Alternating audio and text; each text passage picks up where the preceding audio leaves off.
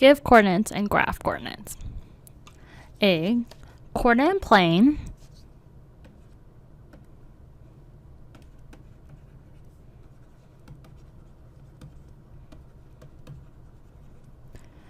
is a graph that shows the distance from the same starting point. The x-axis is the horizontal number line. The y-axis is the vertical number line. And the origin is where the x-axis and the y-axis meet. It has the coordinates 0, 0. Coordinate point always gives the x-axis number first and the y-axis number second, which is shown as this.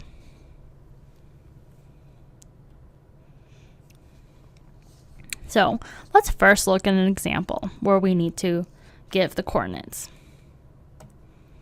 So Lucy is conducting a developmental screening test for 4 children. The attached graph compares the children's results for cognitive and speech function. The x-axis represents the cognitive score and the y-axis represents the speech scores. What are the coordinates for each of the developmental screening tests for each child?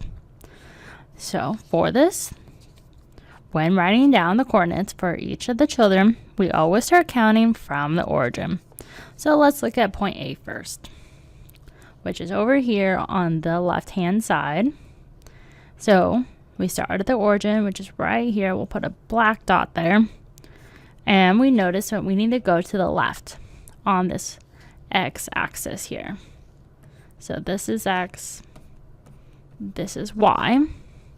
So we go over 2 points. So to represent that, we'll show this as -2.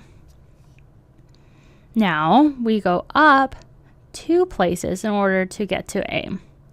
So in order to do that, we have to move the y +2. So the coordinates for child A is -2, 2.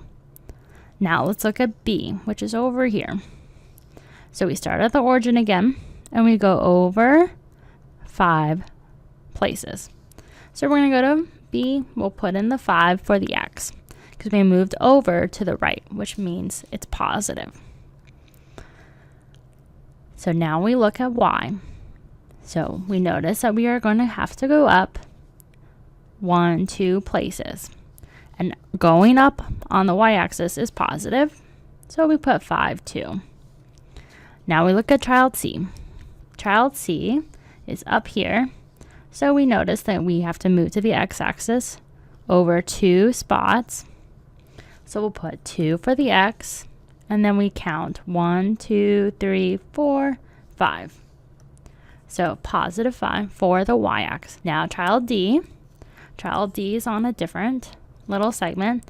We notice that we have to move over 1, 2, 3 from the origin.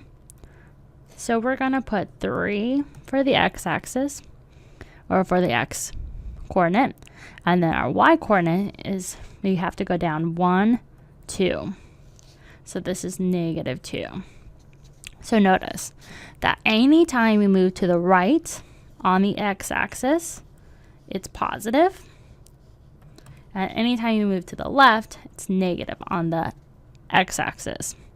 But going up on the y-axis is positive, and going down on the y-axis from the origin is negative. So these scores represent the cognitive and speech function for each child. If the scores were positive, the child does not have any developmental delay in the areas provided. Let's now look at another example here. Example 2. Lucy is now plotting the results from the developmental screening test for an additional 4 children. The x-axis represents the cognitive score, and the y-axis represents the speech scores. Help Lucy plot the results for these 4 children. So for this example, we're going to do the reverse in what we did. We're given the coordinates, and now we need to graph them. So we're going to look at child A, and we notice we have -2 and 3. So we start at the origin, like before, and then we're going to have to go to the x direction, -2, which means we're moving to the left. So we go 1, 2.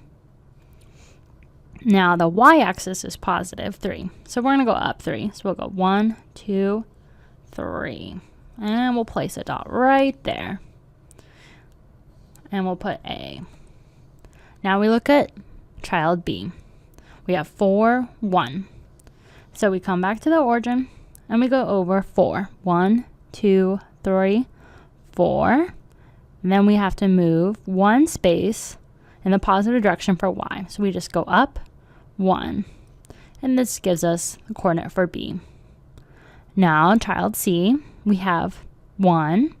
So we start at the origin, go over to the right 1 spot, and we go down -3. So we're going to go down on the y-axis, so 1, 2, 3. This will give us C.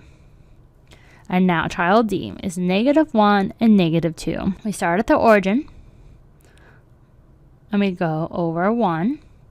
Now we have -2, so that means we're going to go down on the y-axis. So we have 1, 2, and we'll plot that right there and put D for child D. So this is how we would plot coordinates.